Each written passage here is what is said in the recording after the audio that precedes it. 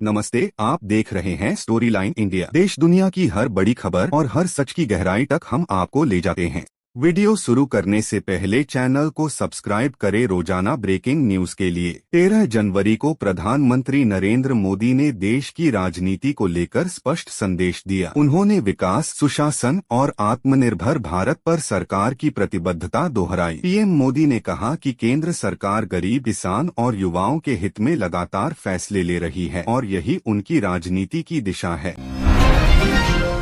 आगामी चुनावों को देखते हुए नरेंद्र मोदी की सक्रियता बढ़ती दिखी। पार्टी संगठन को मजबूत करने और जमीनी कार्यकर्ताओं से जुड़ने पर जोर दिया गया। पीएम मोदी की लोकप्रियता को भाजपा की सबसे बड़ी ताकत माना जा रहा है। उनके नेतृत्व में पार्टी चुनावी रणनीति को धार दे रही है। नरेंद्र मोदी ने विपक्षी दलों पर निशाना साधते हुए कहा कि कुछ पार्टियां केवल नकारात्मक राजनीति करती हैं। उन्होंने आरोप लगाया कि विपक्ष के पास न तो स्पष्ट नीति है और न ही विकास का रोडमैप। पीएम मोदी ने जनता से अपील की कि वह स्थिर सरकार और मजबूत नेतृत्व को समर्थन दे।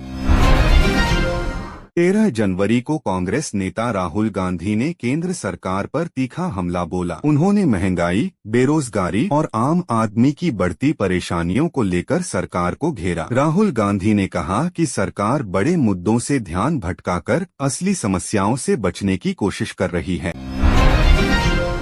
राहुल गांधी ने जनता से सीधे जुड़ने की राजनीति को प्राथमिकता दी। उन्होंने कहा कि कांग्रेस आम लोगों की आवाज बनकर सड़कों से संसद तक संघर्ष जारी रखेगी। किसान, युवा और मजदूर वर्ग के मुद्दों को लेकर उनकी सक्रियता लगातार बनी हुई है।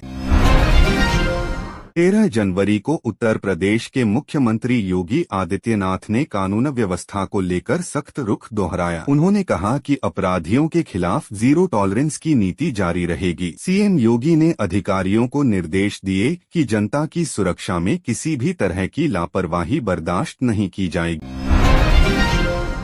आगामी चुनावों को लेकर योगी आदित्यनाथ की राजनीतिक सक्रियता बढ़ती नजर आई। पार्टी कार्यकर्ताओं के साथ बैठकों में उन्होंने संगठन को मजबूत करने का संदेश दिया। सीएम योगी ने कहा कि भाजपा सरकार की उपलब्धियां ही जनता के बीच सबसे बड़ा मुद्दा बनेंगी।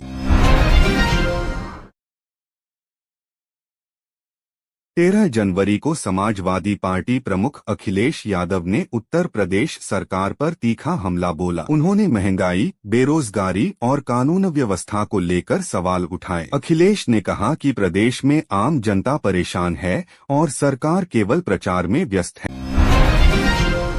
आगामी चुनावों को लेकर समाजवादी पार्टी ने संगठन को मजबूत करने पर जोर दिया। अखिलेश यादव ने पदाधिकारियों के साथ बैठक कर बूथ स्तर तक सक्रियता बढ़ाने के निर्देश दिए। पार्टी ने दावा किया कि जनता बदलाव चाहती है और सपा को मजबूत जन समर्थन मिल रहा है। 13 जनवरी को पश्चिम बंगाल की मुख्यमंत्री ममता बनर्जी ने केंद्र सरकार पर तीखा हमला बोला। उन्होंने आरोप लगाया कि केंद्र राज्यों के अधिकारों में हस्तक्षेप कर रहा है। ममता बनर्जी ने कहा कि संघीय ढांचे की रक्षा जरूरी है और तृणमूल कांग्रेस इसके लिए लगातार संघर्ष करेगी।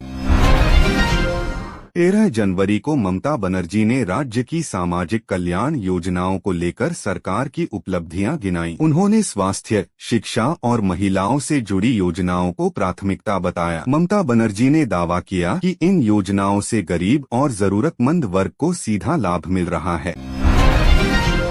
13 जनवरी को बिहार की राजनीति में सरकार के फैसलों को लेकर चर्चा तेज रही। सत्तारूढ़ गठबंधन ने विकास, सामाजिक न्याय और रोजगार को प्राथमिकता बताया। मुख्यमंत्री नीतीश कुमार की नीतियों पर समर्थन और विरोध दोनों देखने को मिले। राज्य सरकार ने जनता से जुड़े मुद्दों पर काम जारी रखने का भरोसा दिया।